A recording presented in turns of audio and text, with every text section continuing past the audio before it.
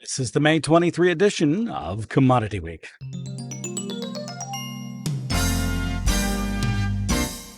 Todd Gleason Services are made available to WILL by University of Illinois Extension. Well, welcome to Commodity Week. I am Todd Gleason. Our panelists for the day include Curt Kimmel. He's with agmarket.net. Wayne Nelson joins us again from L&M Commodities, and we're also joined by Dave Chatterton at Strategic Farm Marketing. Commodity Week, of course, is a production of Illinois Public Media. It's public radio for the farming world, where you can listen to our podcast anytime you'd like, or just, as you know, Commodity Week, the closing market report, and the Illinois Nutrient Loss Reduction podcast right there at willag.org, willag.org. Let's get a quick list of items that maybe we ought to take up for this Thursday afternoon as we're recording before Memorial Day weekend. Curt Kimmel, what's been on your mind? Well, the main thing is, what do we do now? We've got the up we've wanted. And also, too, we're in the situation where we got a 3-day weekend and a full moon. Dave Chatterton, the full moon returns. The last time you were here, we talked about full moon. I think it must have to do with you. Here we go. But no, I mean, look, we're into a situation now where marketing from a, let's say, percent sold perspective, Todd, I mean, you should be caught up to a comfortable level. The next step, where do we go from here and what's going to go on? Seasonally, we've got a small window here where prices could continue to go higher, particularly for corn, and maybe a little longer window on beans. But it's weather, and the weather focus has been a little bit more outside of the U.S. to this point. So the Black Sea region and the wheat crop in Russia and Ukraine, and in South America with the flooding in southern Brazil and the corn, disease in Argentina. But now it's back to the U.S. We're in a situation where the planting is getting there. We can see over the horizon most producers are either very close to being done, maybe have a day or two left, or actually done. And now it's about, okay, how is this crop going to develop? I would suspect when we come out in early June, we're going to have some pretty highly rated crops because of our moisture situation. And, where's this summer going to go, and what does that mean for prices in terms of how you manage your risk on the farm? And Wayne Nelson, historical context or current things that you've been thinking about? Well, I think, the one thing always that comes up is the weather. We've got a couple things going on. We see some delays because of some heavy rains. We've seen and looked around that way. But I think the weather, how it's been in Russia, in China, even the Ukraine and everything. We've got some other problems around the world that are really popping up and looking at this stuff. So, and then I think the biggest thing that probably we've got to think about and look about now is how many acres actually got planted when it's said and done, when the prices were down there, and then when it rained and put people out a while, did they cut back a few acres or did they go ahead and plant full bore? So I do want to talk about acreage and planted acreage, but in the terms of at least something that maybe should be dismissed at this point, replant or acres that might be replanted, because a lot of producers, many others will be thinking, hey, we're hearing about all this replant. Surely that means something, but it's a little here and a little there. Does it? Is it okay just to dismiss that as an issue, at least up until this point, unless we get a whole lot more rain next week, the following week as well? I'm going to say yes, everybody agrees. So we'll move on from that. Now, what happens then if we do get slowed down next week, especially in Iowa and parts of the Western Corn Belt? Well, I go back to 93. The market really didn't care until the levees broke in July down in Mississippi. Then the market took attention to it. As of prior to this recording here a week ago, we had about 7 million acres in the east and 5 million acres in the west to be planted yet. The forecast kind of gives a pretty good window here for the east to get caught up. Visiting with guys in Iowa, they're coming down to having to make a decision here because they're going to get another round of rain here. My question to the crop insurance guys here today is, okay, we get down to it. What's the guys' feelings? Prevent plant. There's talk prevent plant, but that's mainly the Dakotas, and they're pretty far along. But is it economical to prevent plant at these prices? Yeah, Todd, it's a very individual decision, and I think in most cases, the first thing to Wayne's point, the first thing I would say is that traditional row crop producers in the I states are very low. They're very adverse to taking prevent plant. It has a number of different applications. It can affect your APH. It can do different things. There's a number of different rules and pitfalls that you can follow in terms of, are you planting a cover crop and are you haying and grazing it? Is it going to be harvested for grain? And all these choices that go along with it. Doesn't mean you shouldn't consider it. Average prevent plant right now for someone who's in an 80 to 85% RP crop insurance policy at a 466 spring price is probably $350 to $500, and most of the I states closer to that 500. So cash rents in those areas certainly, we'll say, north of 300. And, maybe there's a little bit of meat on the bone there, but it's a last resort. Keep in mind that just because we get the last planting dates for corn in these areas that we're talking about typically are June the 5th. They may be the 31st out in parts of the Dakotas, but Illinois and Iowa, June 5th. Beyond that, you're losing 1% of your revenue guarantee per day for the next 25 days. So you can plant past that late period, but as you said, Curt, it's a tough decision. I think the other decision is, it's not just prevent plant or nothing. It's prevent plant or another crop, prevent plant or a cover crop, prevent plant or a crop that I might lease the ground out. I might, hay it and graze it. So a lot going on there. Make sure you're comfortable with where you're at before you make that decision and talk with your agent. I'll stay with you for just a moment because there will be this discussion related to the late planting of the acres that are still available to put in the ground. The decision to change acreage to, for instance, soybeans. Generally, we talk about it. Daryl Good would say, not happening very often. What about this year? Yeah, it's not that common, particularly in our particular, if the areas that we're talking to in our audience here of Central Illinois, Central Indiana, we just don't see a lot of it. Nitrogen could be down. There could be, things that prevent that from happening. That being said, if it's going to happen, we have the recipe for it to happen this year. But you're talking, in my opinion anyway, about a swing factor of 1 or 2%, and just not enough to move the needle. And 1 or 2% in the areas that are wet that may switch. In the overall big picture, you get that watered down to a point where I don't think it's a driving force in terms of how we're going to do pricing in the marketplace. You're not talking about 1 or 2% of total acreage, meaning 1 million acres for soybean shifting. You're talking about 1 or 2% of the available late planted acres. And of the available late planted acres in those wet areas. Yeah, so much smaller number. Okay. With that out of the way, there are a lot more fundamentals that we need to discuss, but I do want to come back again to you, Curt, because you mentioned we've had the rally. We've had the pricing opportunity. Were farmers good, in your opinion, at taking care of cleaning up old crop corn? And did they make new crop? Should they be in a comfortable position, at least at this point, in sales? Have not. There was some scale up selling for the most part, but if you go back a month, a 30 cent up in corn, 50 cent up in beans was some goals, and we're basically there. So we kind of feel we're at a point to where need to make some catch up sales, or at least try to raise your price floor somewhat in through here.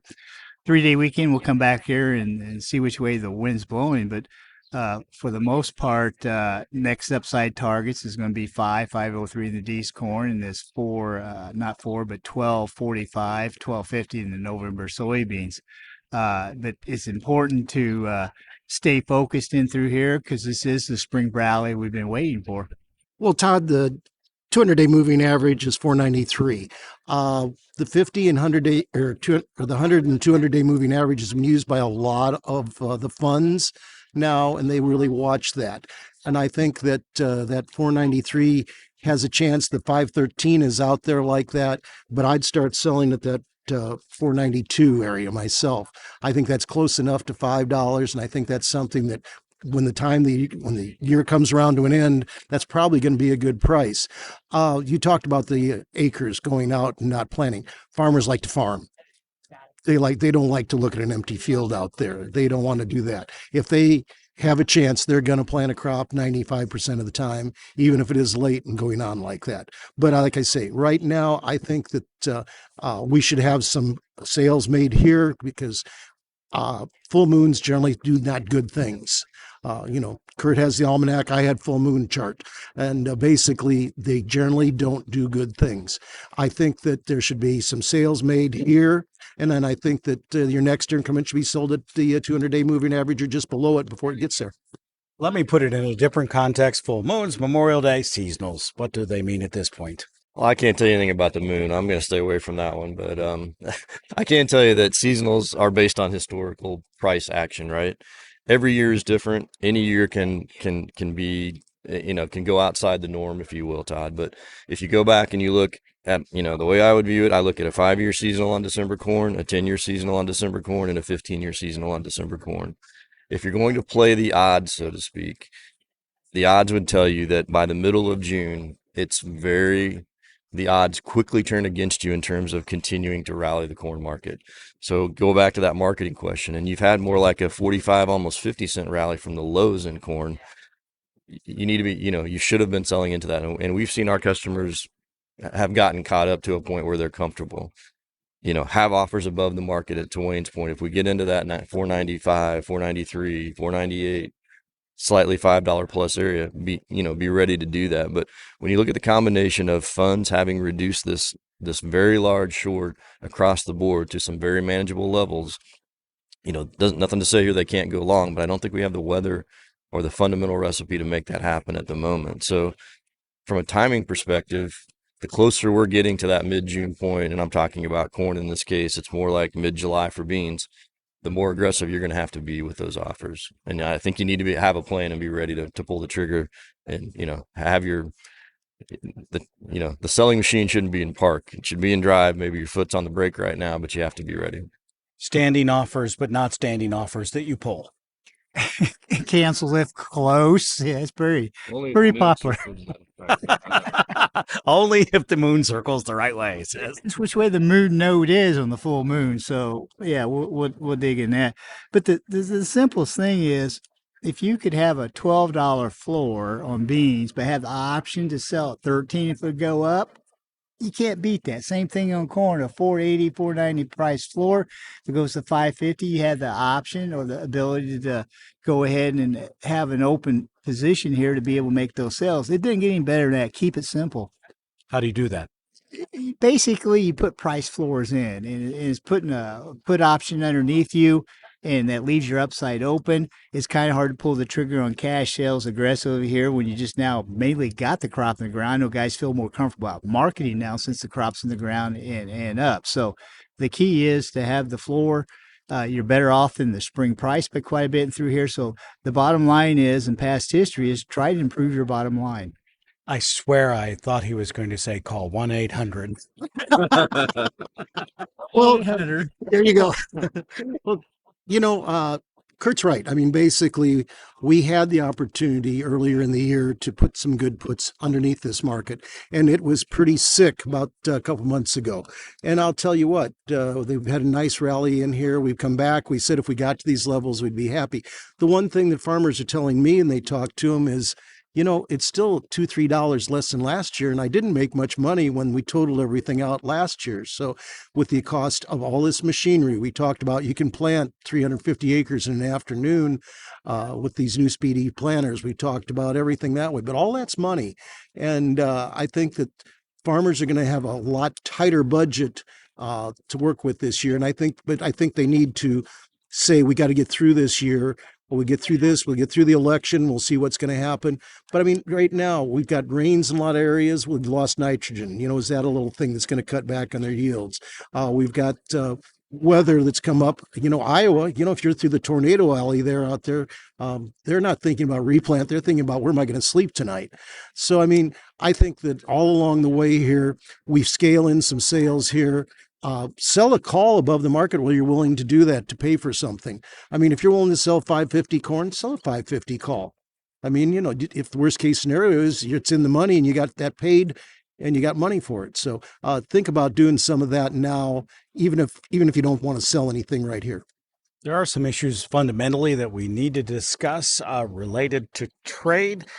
And exports, particularly with China. They were in the market this week for corn. I think that surprised many. Still absent as it relates to soybeans, though there are rumors.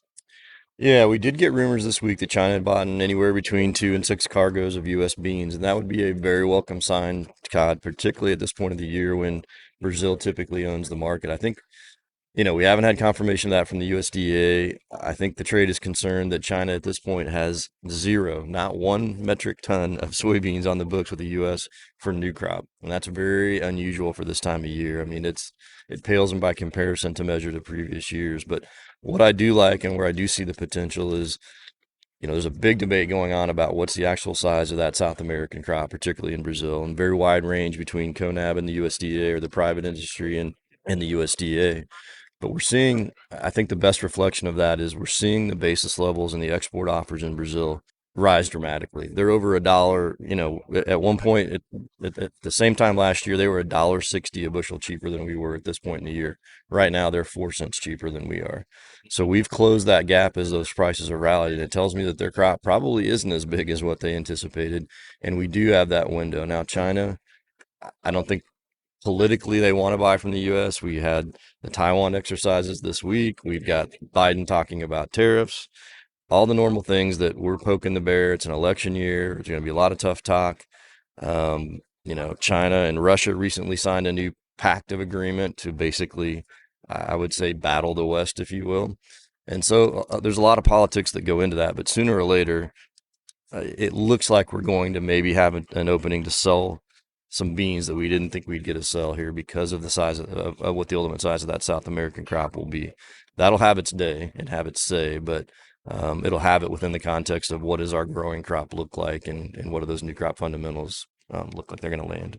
Still, from the USDA's first supply and demand tables, they showed 445 million bushels as the carryout for soybeans by the time we get to the fall of 2025. That's a big number.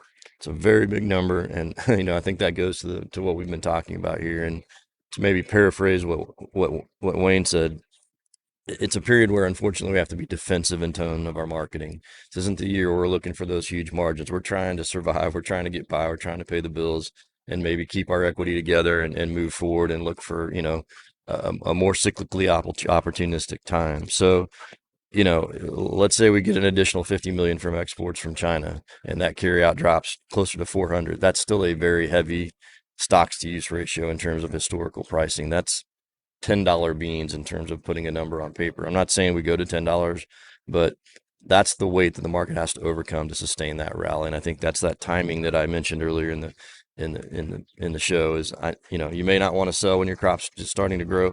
That's why you have a crop insurance policy, and that's why you lean on it in terms of marketing up to that guarantee, or being able to market up to that guarantee. But I think it's the type of a market where being ahead of the crowd is going to be a much better end result than where we're waiting and hoping the price is good in the fall. The southern hemisphere in China, it's more of a logistics thing. They're shipping beans out of the southern hemisphere as the basis, as Dave mentioned there, is moved higher. We're competitive now, but we're talking new crop.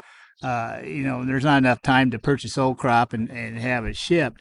But to say that they're not going to buy any beans at all is kind of crazy. When the opportunity is right and when nobody's watching, China will come in and buy 1 million, 2 million, 3 million metric tons of beans. Boom, boom, boom, boom. So it's just a question of when. Yes, there are trade frictions and concerns and so forth, but logistic-wise, it's going to happen. It's just when. But like Dave mentioned there, 400 million bushel carryout's not bullish. Are you more concerned about the soybean market or the corn market at this point? I'm more concerned about the soybean market more than anything. Now, I'm a little bit more comfortable now because crush margins are starting to pick up a little bit, and crush is starting to work a little bit better. But when you look forward in through here, it's a little bit of a concern. So I'm concerned that there's considerable downside risk in soybeans, while as corn, 181 bushels to the acre. Whether that's true or not as we move forward through here. There's production concerns, but demand's strong, ethanol strong. I think that corn demand's better than what you're letting on. 2 billion bushel carryouts high, but it wouldn't take much to get corn carryout, 2 or less than 2 billion bushels as we look forward. I do want to ask one technical question on the soybeans, because there is a gap in the new crop soybeans. Probably would put most cash prices in that $12 range. It's up around $12.45 or something thereabouts. From the technical side, what does that gap look like to you as it's related to the current trade? Will we be forced to go back and fill it or try to fill it? And what happens? It'd be nice to fill it because basically when the calendar turned 2024 is a gap down. That's when that gap occurred when we moved into the new year in through here. If you look at today's price, we're back in that January trading range. So I think that would be a goal if you want to be optimistic and have some orders up there to sell if we go up and try to fill that gap. Yeah, Todd. I mean, I'll go maybe a step further and stick my neck out a little bit. I think the gap has a good chance of getting filled, but I can't guarantee that. And, if it does get filled, I would almost be willing to bet, or I would take the over that it gets filled in a very quick and violent fashion. In other words, we blow through it and we come right back down. Hey, we check that box and we're done. I can't tell you what the fundamentals would be, but that's the way the market has tended to give us opportunities here. Goes back to you need to have a plan, you need to have offers in place to do that. The downside of that is I can't sit here as a manager of risk on my own farm or any client's farm and say, well, let's just bury our head in the sand and wait for that gap to get filled. Because, like I said, I would almost think that I think the odds favor that it does get filled on a very quick and violent basis, but you have to be ready to take advantage of that. And I think that's the key. Well, the soybean bulls are talking about uncertainty of weather in South America and Brazil specifically.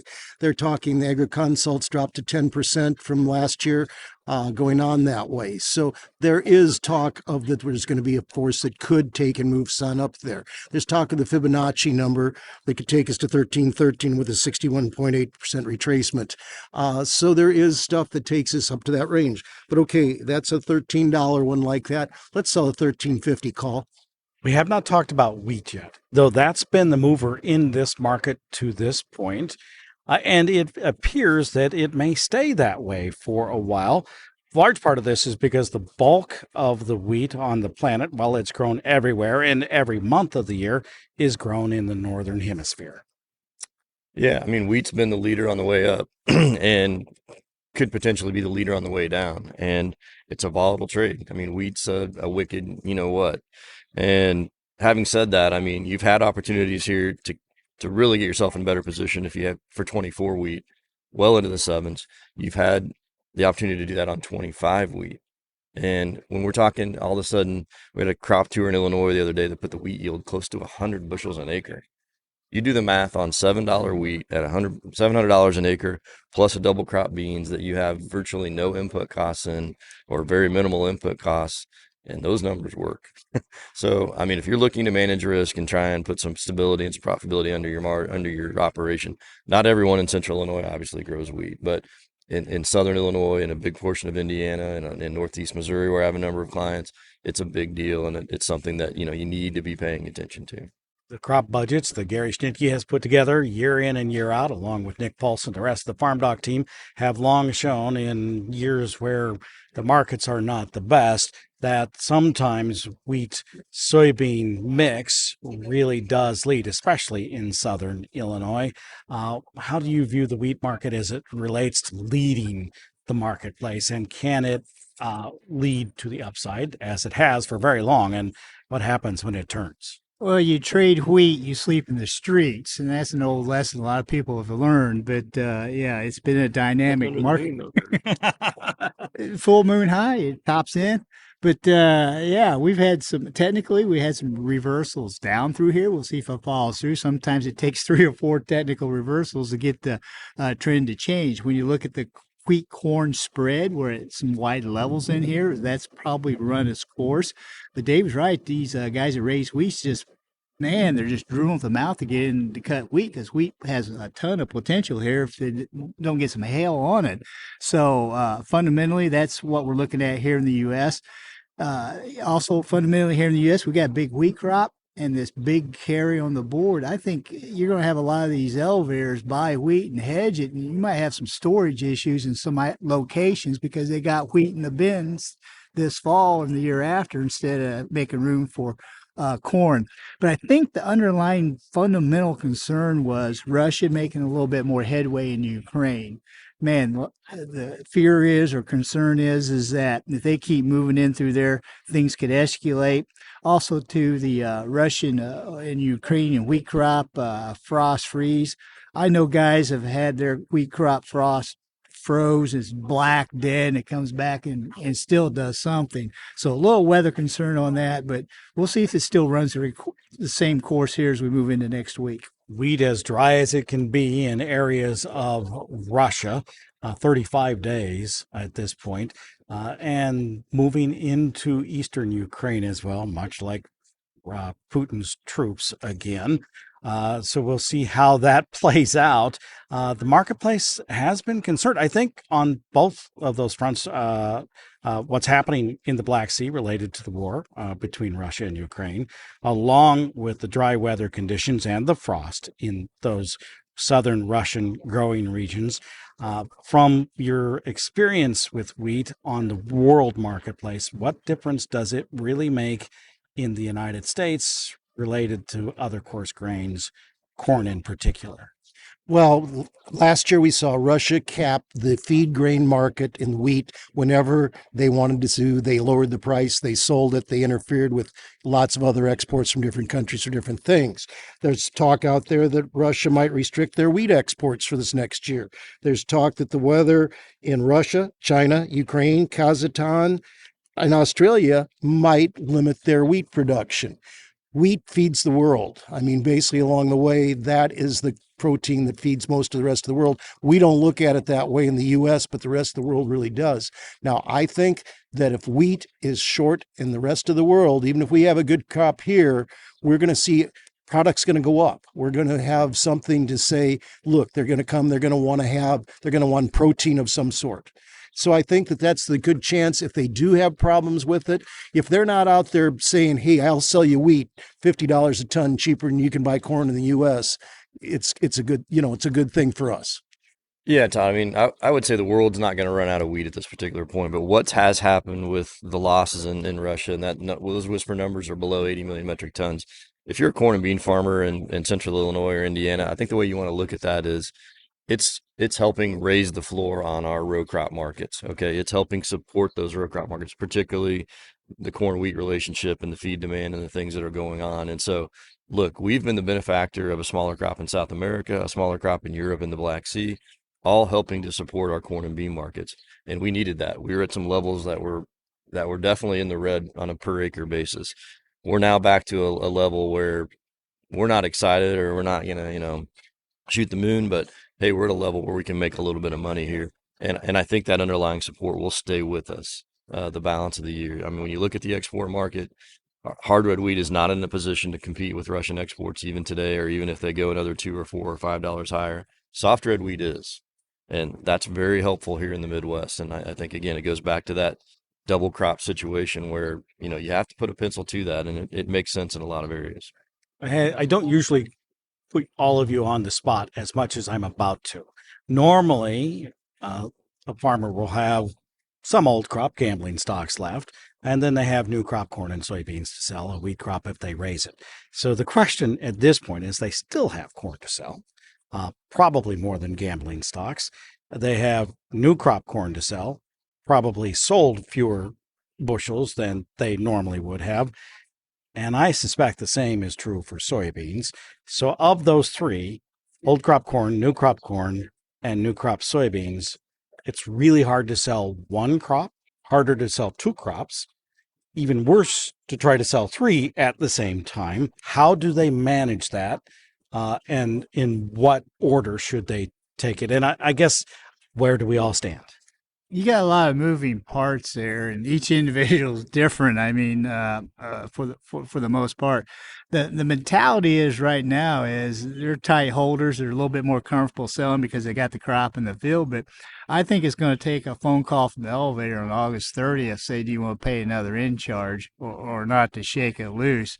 But the simplest thing to do is take advantage of the up market and through here, move it and replace it with like a call option.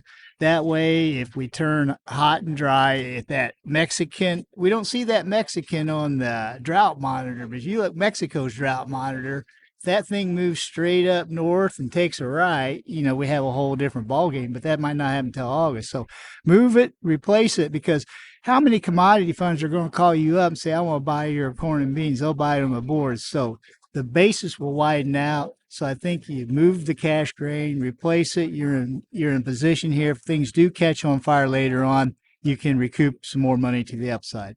Sell some old crop corn now, have scale in orders to sell some more down the road. I think also the same thing in the beans.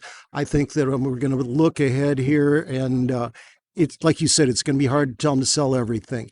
If you aren't up, depending on what percentage you're sold, if you're less than 50% sold on new crop, I think you get to that level up in these areas. Now, I'm not saying sell at today's things. We talked about numbers before here in the day. If you listen to what I said and where we're going to put stuff in, it can be even just the idea if you sell that call, it's above things where it gets hit. If it pushes, we get there, but at least we collect something. That's my short answer. Well, Todd, let's bottom line this. Please don't wait for that call from the elevator. Be a little bit more proactive than that. Secondly, basis in our area, our part of the world, is historically a little bit on the weak side for a reason. We are not running out of supply anytime soon. Your priorities in order need to be, I'm more anxious about beans than I am about corn than I am about wheat. Okay. Having said that, keep this seasonal that we talked about in mind, and let the price guide you. If we're making new highs or moving towards new highs, have offers in place and reward that market. And any day, basically 20 hours a day, you can come in and buy a call, and you can replace that, as Curt said. I know not everybody wants to do that. Everybody's comfortable with that. They don't all have brokerage accounts. That's to their own discredit, in my opinion. I mean, doesn't mean that you have to use it 365 days a year, but that's what it's for. And there are ways to do that in terms of, I know what I spend and I know what my risk is to get 50 cents or $1 of upside potential in the corn or soybean market without any downside risk and with a known cost. So, talk to one of us if you need some help on that. But I mean, have that plan and be ready, and do it in terms of having a defensive mindset, unfortunately, from where we're at. Let's get a final word from each of you now. We'll start with you, Curt Kimmel. If you're listening to the program and you're not familiar with farming and corn and beans and wheat, I would not panic and go out and buy bread and put it in the freezer or buy pasta and store it. There's plenty of supply of wheat, corn, and beans around the world, and so I wouldn't panic there. But the big thing is we're heading into a holiday weekend. It's just not a 3-day weekend. It's Memorial Day weekend. And the reason we had this holiday set up is for those who passed away being in the military. Wayne Nelson. I have to echo with Curt. Let's think about our veterans on Memorial Day. But, like I say, we've had a nice rally. Don't let it get away. And finally, Dave Chatterton. Yeah, Todd, let's think about our veterans on Memorial Day, but let's think about them every day, and how lucky we are to be here and doing what we are, and being in the ag industry. And, I'm thankful for that. And I think you guys are too. Having said that, the agricultural industry, in terms of production agriculture, we're in better footing financially than we were just a few months ago. Let's be thankful for that, but that's also make sure we take advantage of that. Commodity Week is a production of Illinois Public Media. It is public radio for the farming world. Find us online, listen to us on demand at willag.org, willag.org. The commodity markets are closed Monday. Our panelists this week have included Curt Kimmel. He's with agmarket.net. Dave Chatterton is with Strategic Farm Marketing. And from L&M Commodities, Wayne Nelson joined us. I'm University of Illinois Extension's Todd Gleason.